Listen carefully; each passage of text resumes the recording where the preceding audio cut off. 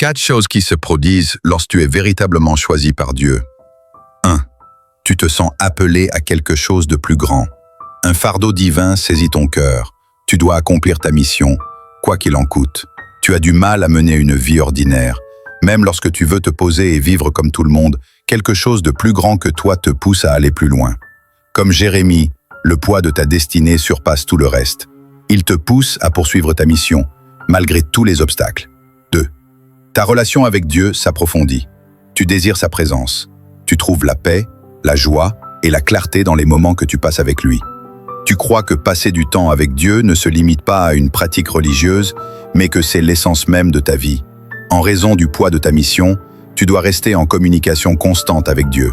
Tu reçois la direction, les instructions, la sagesse, la force et tout ce dont tu as besoin pour accomplir ton appel. Dieu est plus réel pour toi que quiconque, car tu vis littéralement dans sa présence, tu te soumets à sa direction et tu lui obéis rapidement. 3. Ton parcours ne ressemble à aucun autre. Tu traverses des épreuves étranges, portes des dons rares et vises une vie inhabituelle, car ton appel est unique. Depuis ton enfance, tu as manifesté des caractéristiques spécifiques qui te distinguent des autres. Avoir des rencontres avec des anges ne te paraît pas étrange. Tu as une vision inhabituelle, une ouïe sensible, un odorat développé, une force particulière, une intelligence vive, une capacité d'anticipation ou d'autres dons peu communs. Malgré ces dons, ta vie ne sera pas un long fleuve tranquille. Tu passes par des moments sombres qui te font te demander ce que tu as bien pu faire pour mériter cela. Pourtant, ces moments font partie de ta formation pour entrer pleinement dans ta mission. En tant qu'élu de Dieu, Jean-Baptiste est né de parents âgés, a vécu dans le désert, mangeait des sauterelles et du miel sauvage, et portait un vêtement en poil de chameau avec une ceinture en cuir.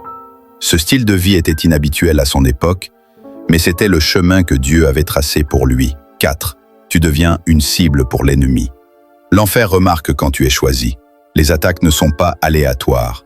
Elles sont conçues pour te détourner de ta mission. Pendant que le ciel te prépare, l'enfer essaiera de te distraire, car il perçoit les dégâts que ta mission causera à son royaume. Cependant, tu ne dois pas paniquer, car ils ne peuvent que tenter. Tant que tu maintiens ta relation avec Dieu et que tu restes dans les limites de ton appel, l'ennemi ne peut pas t'atteindre.